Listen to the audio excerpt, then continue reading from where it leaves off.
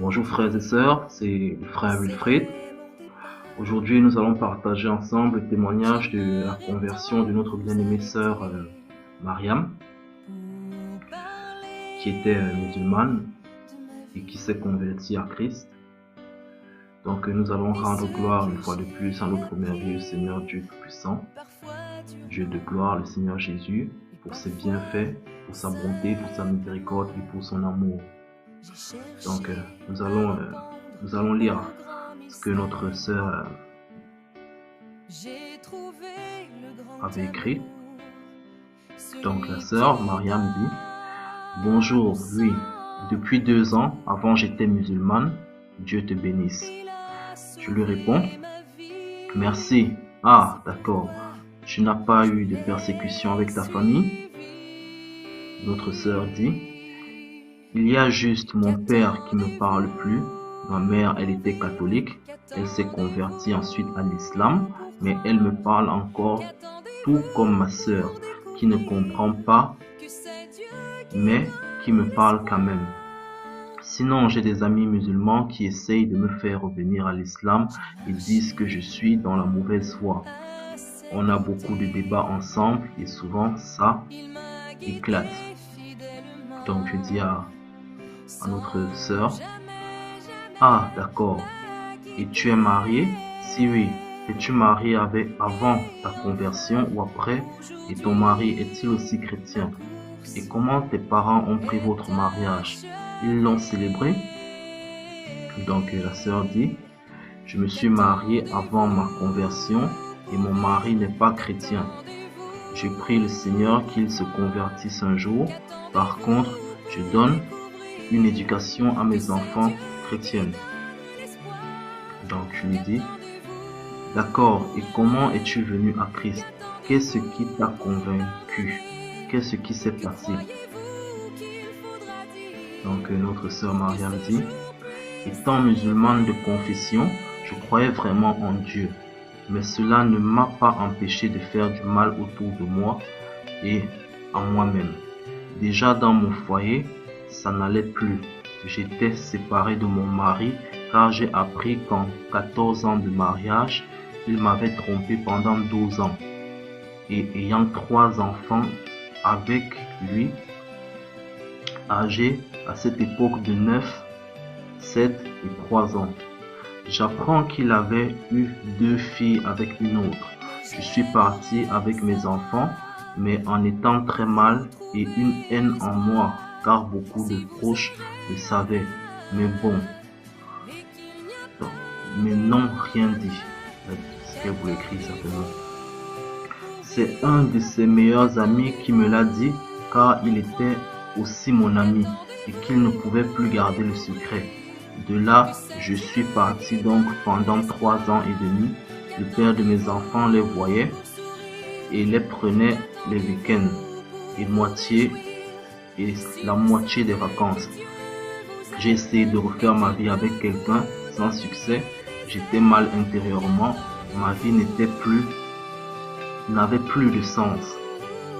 Moi qui avais passé ma vie avec un homme de plus que qui m'a maltraité, j'apprends cela en plus. J'étais en dépression et pendant un week-end que mes enfants étaient chez leur père, j'ai fait une tentative de suicide, mais un ami m'a trouvé inconsciente et j'ai été hospitalisé. Bref, après j'ai eu du soutien, mais c'était pas ça. Et je suis revenu donc 3 ans et demi après vers ma famille et plus près du père.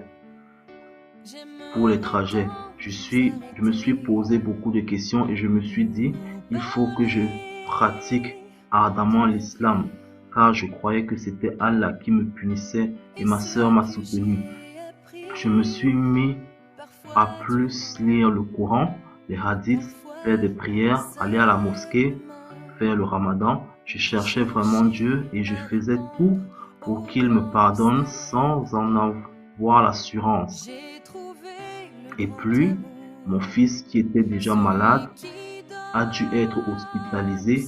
Il avait fait une occlusion intestinale et il a eu plusieurs jours de lavement et un pasteur que je connaissais, car c'était le frère de ma belle-mère, est venu me parler que mon fils pouvait être guéri et il m'a parlé de Jésus. Il a prié pour lui et mon fils a été tout de suite mieux. Il m'avait invité à venir à l'église et c'est vrai que j'étais curieuse de voir. Je suis allée et là j'ai écouté le prêche, les louanges et j'ai été prise d'une émotion. C'était indescriptible. Donc pendant un temps, j'allais à ces réunions en cachette de ma famille et j'écoutais et je continuais à aller à la mosquée de l'autre côté en écoutant les prêches et comment il parlait de Jésus, de son amour. Ça m'attirait, mais d'un autre côté, je me disais non. Ils ont tort, Jésus n'est pas le Fils de Dieu. Il n'est pas mort sur la croix. Ce n'est qu'un prophète. Ils sont perdus. Mais le pasteur dit à ce moment-là, si tu ne crois pas, c'est un lapsus, demande-lui et tu verras. Le Seigneur se laisse trouver à celui qui le cherche avec sincérité. Et là, j'ai décidé de prendre une Bible et de la lire. J'ai donc commencé à lire la Bible, mais avec une soif de savoir la vérité. Et j'ai demandé et prié pour la première fois avec mes mots, pas avec des versets du Coran, apprises par cœur. J'ai demandé si tu es vraiment celui qui dit c'est chrétien. Si tu es vraiment le Fils de Dieu, mort sur la croix, dirige-moi, aide-moi à comprendre. Je ne sais pas si tu es la vérité ou si c'est le Coran. Et là, je lisais sans m'en rendre compte la Bible pendant des heures, le soir jusqu'à 2 heures du mat, des fois laissant peu à peu mes prières à la lecture du Coran. Je ne sais comment l'expliquer, mais j'étais attiré et poussé à lire la Bible. Et j'ai eu par la suite l'évidence et la révélation que Jésus-Christ était bel et bien le chemin de la vérité et de la vie. Amen. Qu'il a donné sa vie par amour pour nous sauver. Non qu'il méritons, nous qui méritons la condamnation. Il a payé à notre place. La Bible, donc ça c'était la révélation qu'elle a reçue. Très bien, merveilleux. La Bible qu'on me disait falsifiée, eh bien moi, je la trouvais tellement réelle. Dans l'Ancien Testament, je pouvais lire les prophéties, etc. La venue du Messie, de notre Sauveur, et dans le Nouveau, la réalisation de ces prophéties, plusieurs sentiments m'ont envahi. Je comprenais l'amour de Dieu, tout son plan, et je me suis vu si misérable. Ma vision de voir les choses avait changé. Et j'ai pleuré tellement. J'étais désolé pour mes fautes. J'ai demandé pardon à Dieu, que je l'acceptais comme mon sauveur et que je voulais le suivre son chemin. Je continuais à aller aux réunions et à lire la Bible pour pouvoir encore plus savoir et comprendre. Je ne faisais plus mes prières à Allah, mais à mon Père au nom de Jésus-Christ. J'ai eu quelques songes et beaucoup d'expériences avec le Seigneur.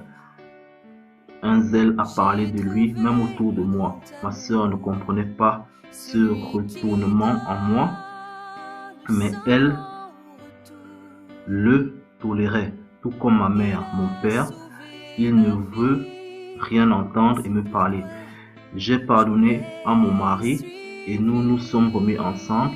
Je lui parle de Jésus et il voit le changement, mais il reste sur sa position. Je prie pour que le Seigneur touche son cœur. Mes enfants vont aux réunions de jeunesse et j'ai pardonné aussi à la femme avec qui il a eu 2 fils. J'accueille même ses filles chez moi quand il les a. Ça se passe assez bien avec mes enfants. Sans Dieu, je n'aurais pas pu pardonner, avoir une vie nouvelle. Merveilleux. Je me suis baptisé il y a 2 ans. J'ai des hauts et des bas, mais je m'accroche. Je remercie le Seigneur car il m'a ouvert les yeux, il m'a enlevé la haine et la tristesse et il me donne l'espoir. J'en loue et glorifie son nom car il m'a sauvé de la mort. Il m'a redonné le goût de vivre et de me sanctifier chaque jour. Et toi, comment tu as connu le Seigneur? Donc c'est vraiment merveilleux ce qu'elle raconte. C'est vraiment très émouvant, c'est vraiment très touchant. Comme vous pouvez voir, le Seigneur Jésus, il a touché, il a fait ce qu'il fallait, ce que l'homme ne pouvait pas faire dans sa vie. Et il a bénéficié d'une grâce merveilleuse car son fils était très malade et il a été restauré miraculeusement. Et en plus de ça, elle s'est posé les vraies questions. Elle a décidé de lire la Bible, non pas pour critiquer, comme beaucoup de musulmans le font, mais pour essayer de comprendre, pour rechercher la vérité. Et le Seigneur l'a éclairé. Et en plus de ça, le Seigneur a agi puissamment par des révélations et des songes qui ont conforté sa foi. Nous rendons grâce à Dieu, c'est vraiment magnifique. Et aussi, elle a fait preuve d'un pardon vraiment remarquable que seul en Christ on peut vraiment expérimenter, car c'est pas évident de pardonner un monsieur qui t'a trompé pendant 12 années, qui a fait des enfants avec une femme. Non seulement tu pardonnes à ce monsieur, tu pardonnes à cette femme, et tu pardonnes encore ses enfants, et tu t'occupes de ces enfants qu'il a fait dehors. Ça, c'est vraiment l'amour de Christ. Il n'y a que dans Christ qu'on peut vraiment expérimenter des trucs pareils. C'est vraiment merveilleux. Donc cette sœur, elle est vraiment remplie d'amour. Je suis d'accord et vraiment, c'est vraiment très touchant. Donc, soyez bénis, frères et sœurs. Musulmans qui voulaient venir à Christ, il n'y a pas de chemin. Allez demander directement à Christ qui il est. Demandez-lui, tout simplement, il est vivant. Demandez-lui, il fera ce que nous n'arrivons pas à faire pour vous, car il est tout puissant. Soyez bénis, frères et sœurs. Ciao.